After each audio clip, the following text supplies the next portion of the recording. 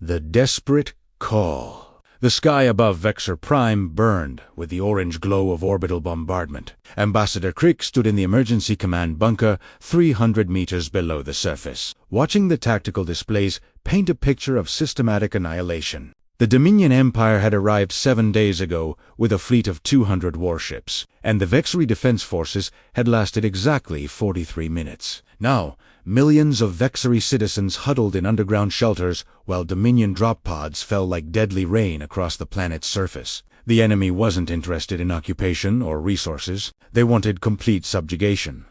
The kind that left a species broken in serval for generations. Crix had seen it before on other worlds, but he never imagined his own people would face such a fate. The communication console before him displayed a growing list of rejected aid requests. Each name on that list represented a supposed ally, a trading partner, or a member of the Galactic Accord who had sworn mutual defense. Each rejection felt like watching another door close on their survival. "Ambassador, we've lost contact with the northern continent," reported Commander Zelk, his scaled face showing the exhaustion of a week without sleep. The Vexori were a reptilian species, their green and brown scales typically vibrant with health, but stress had dulled everyone's coloration to a sickly gray. "The Dominion has deployed their atmospheric processors. They're converting our air to their preferred mixture." Crix closed his 4 eyes, a gesture of deep grief among his people. The atmospheric processors meant the Dominion intended to stay within Mons. The Vexori would need breathing apparatus on their own world. Within a year, any resistance would be impossible, as their very atmosphere became hostile to their biology. "Any word from the Celestial Union?" Crix asked, though he already knew the answer. "They cite the non-aggression pact they signed with the Dominion last cycle," Zelki replied. "The Athetherans claim their fleet is engaged in peacekeeping operations in the Outer Rim. The Quellins," he paused, disgust evident in his voice. "The Quellins are already negotiating trade agreements with the Dominion 4 after our fall." The bunker shook as another kinetic strike hit somewhere above them. Dust fell from the ceiling, and several junior officers scrambled to check structural integrity readings. They were running out of time, and everyone knew it. "There must be someone," Crix muttered, scrolling through the database of known spacefaring civilizations. Most were either too far away, too weak, or already under some form of Dominion influence. The Empire had spent decades building their power base through intimidation and strategic alliances. Fighting them meant facing not just their fleets, but the political isolation they could enforce. Then a name caught his attention, buried deep in the archived contact lists: Earth. The humans. Crix had heard stories about them, mostly from traders who'd ventured into their space. They were a young species by galactic standards, barely 2 centuries into FTL travel. But the stories were something else. Humans had fought 3 major interstellar wars in their short time among the stars, and they'd won all 3, not through superior technology or overwhelming numbers, but through sheer stubborn refusal to surrender. They'd once sent a fleet of mining vessels armed with improvised weapons to defend a colony, and somehow won against a professional military force. They'd turned their own sun into a weapon to repel invaders. They were, by all accounts, completely insane by civilized standards. Sir Zelka noticed Crick staring at the screen. "You're not seriously considering the humans have no treaties with the Dominion?" Crick said slowly. "No trade agreements to protect, no political capital to lose. They're isolated from galactic politics by choice, because they're unhinged," Silk protested. "Sir, there are documented cases of human ships ramming enemy vessels when they ran out of ammunition. They treat war like some kind of competitive sport. Their military doctrine includes something they call acceptable losses that would horrify any civilized species." Another explosion rocked the bunker, closer this time. On the tactical display, Crix could see Dominion boring machines beginning their descent toward the shelter network. "They had hours, at most." "Unhinged might be exactly what we need," Crix said, initiating the communication protocol. "What do we have to lose? If they ignore us, we're no worse off. If they send help, we might die in an even more spectacular fashion." Zelk mutered. But he didn't try to stop the communication. The quantum entanglement communicator took several minutes to establish a connection across the vast distance to Earth's territory. When the screen finally activated, Crix found himself looking at a human male with short gray hair and weathered features. He wore a black uniform with minimal decoration, and behind him was what appeared to be a strategic command center. "This is Admiral Marcus Chun, Earth Defense Coalition." The human said in accented galactic standard, "We're receiving you, unknown caller. State your business." Crix straightened, trying to project dignity despite their desperate situation. "Admir Chun, I am Ambassador Crix of the Vexari Republic. Our home world is under attack by the Dominion Empire. Our defenses have fallen and our population faces extermination or enslavement. We formally request immediate military aid from Earth." The human's expression didn't change, but Crix noticed him gestured to someone off-Cree. "Ambassador, I'm showing your location as the Vexar system, approximately 47 light-years from our nearest outpost. Can you confirm?" "Confirmed," Crix replied. "Admiral, I know our species have had minimal contact. We have no formal treaties, no trade agreements, nothing to offer you in this moment except our gratitude.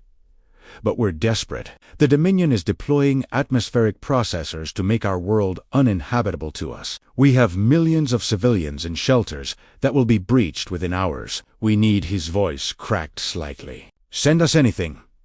We're getting slaughtered." Admiral Chun was quiet for a long moment, his dark eyes studying something off. Crix could hear muffled voices in the background, what sounded like a heated discussion. The human military officer held up one hand, apparently listening to someone through an earpiece. "Ambassador Crix," Chun finally said, "I'm going to be direct with you. The Dominion Empire has been on our watch list for some time. They've been testing our borders, probing our defenses. We've been expecting them to make a major move, but we thought they'd come for us directly." Crix felt his heart sink. The humans were going to refuse, just like all the others. They'd cite their own security concerns, their need to protect their own borders. "However," Chun continued, and Crix's attention snapped back to the screen, "Earth has a saying, 'The enemy of my enemy is my friend.' The Dominion made a mistake attacking you first. It shows their strategy, their methods, their willingness to commit genocide." The Admiral's expression hardened. "We don't take kindly to bullies, Ambassador, and we especially don't like genocidal empires operating in our stellar neighborhood." "Then you'll help us." Crix could barely believe what he was hearing. Chun smiled, and there was something predatory in that expression that made Crix understand why other species found humans unsettling. "Oh, we'll do more than help, Ambassador. You asked us to send anything." The Admiral turned to someone off-screen. "Prep the Prometheus for immediate departure, full combat loadout, and signal the Mars fleet. Tell them Operation Hammer is now active." Admiral Crix said quickly, "I should warn you. The Dominion has over 200 ships in our system. Their technology is advanced, their shields nearly impenetrable by conventional weapons."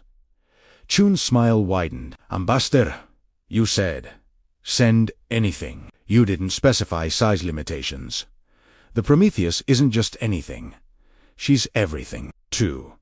3 kilometers of human engineering, armed with weapons that violate at least 15 Galactic Accord treaties we never signed." He paused. "We unk LLB. They're in 18 hours. 18 hours? Zelk blurted out from beside Crix. "That's impossible. The journey should take weeks at maximum FTL." "Should take weeks with standard FTL," Chun corrected. "Humans don't do standard. We'll see you soon, Ambassador.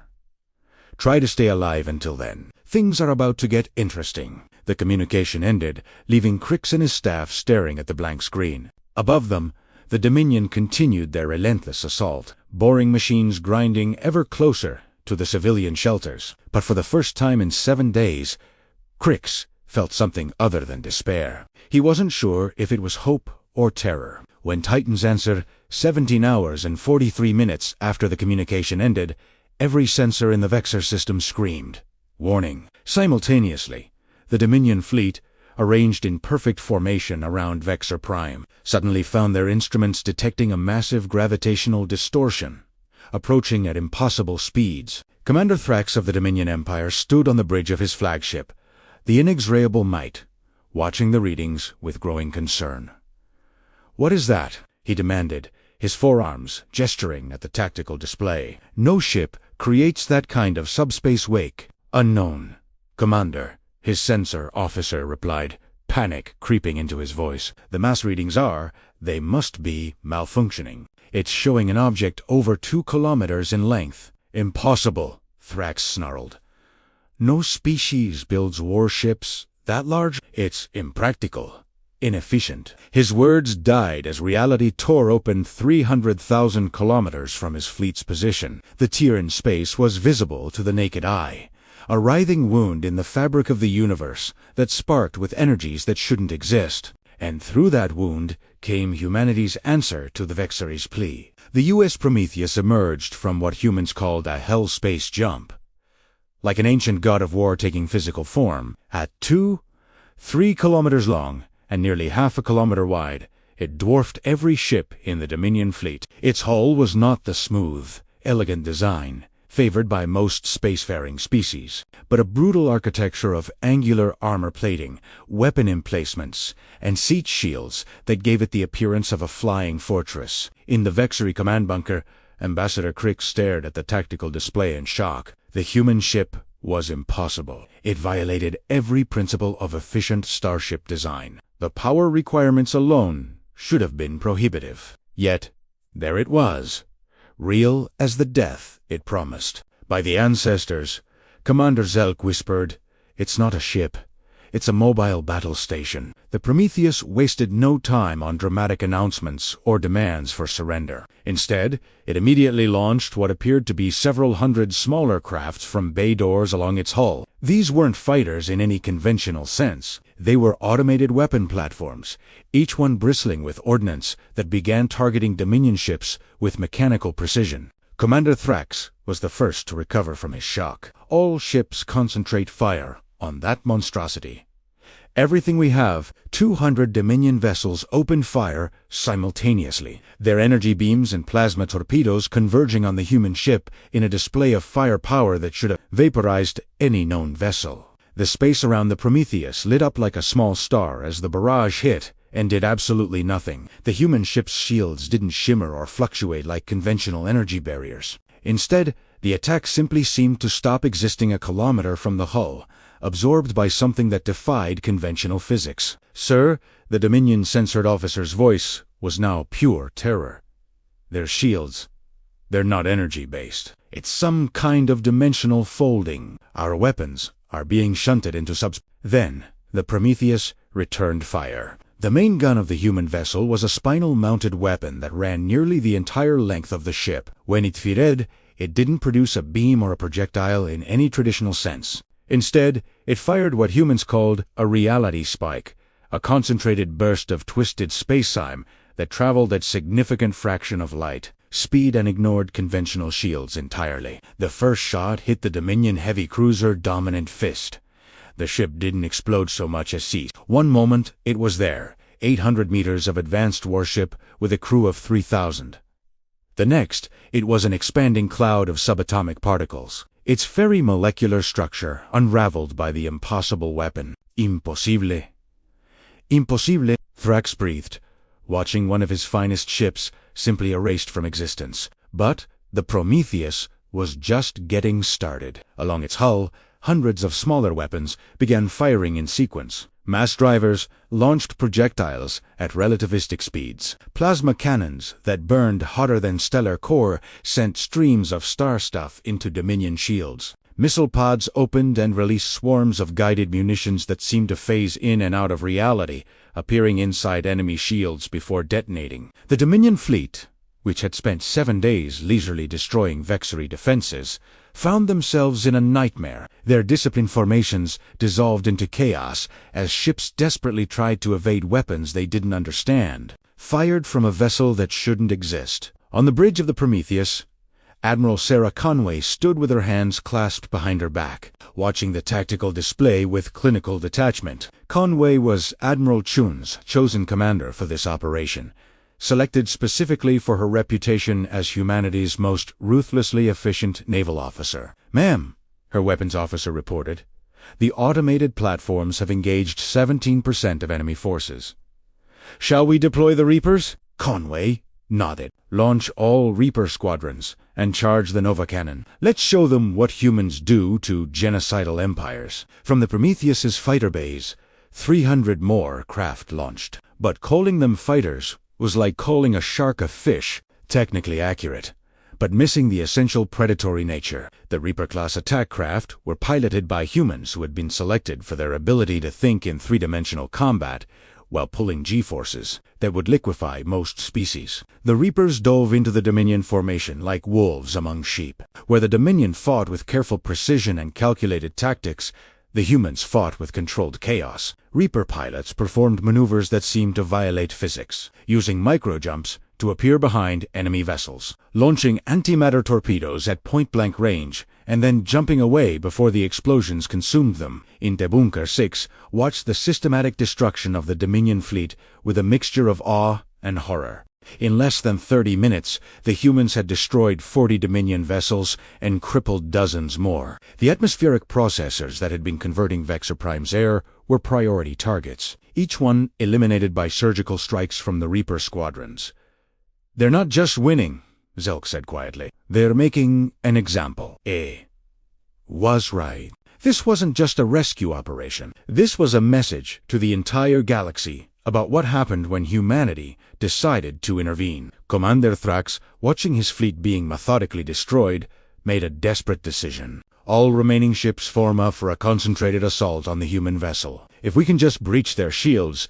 It was the decision Admiral Conway had been waiting for. As the remaining Dominion ships formed into a tight attack formation, she smiled coldly. "They're bunching up.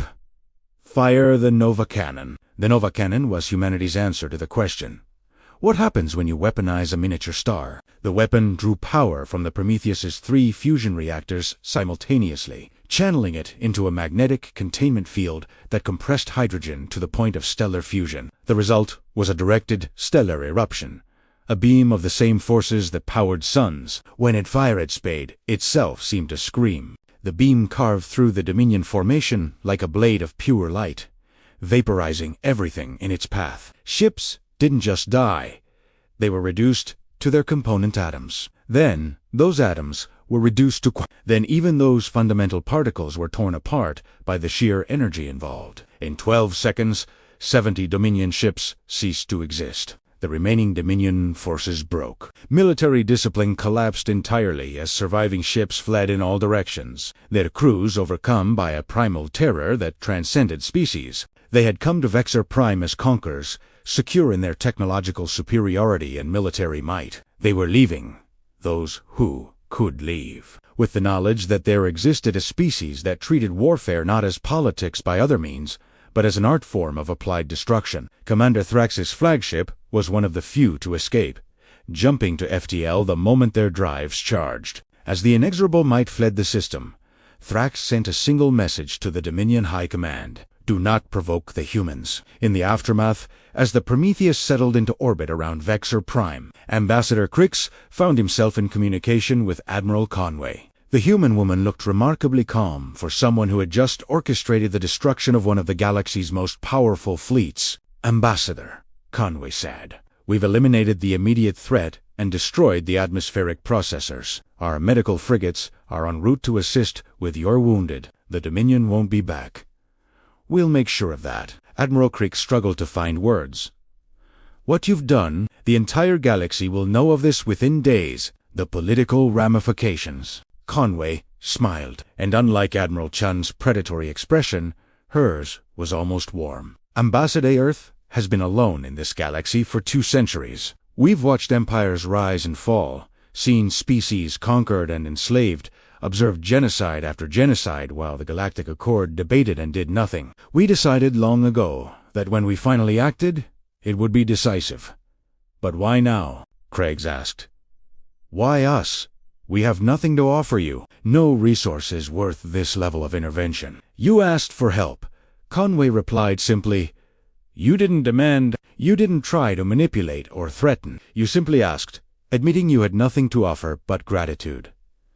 Do you know how rare that is in this galaxy? Honest desperation and genuine gratitude." She paused, then added, "Besides, the Dominion was eventually going to come for Earth." Better to stop them here, save your people, and send a message all at once. The galaxy needs to understand that humanity might be young, might be considered primitive by some standards, but we have something most species lost long ago.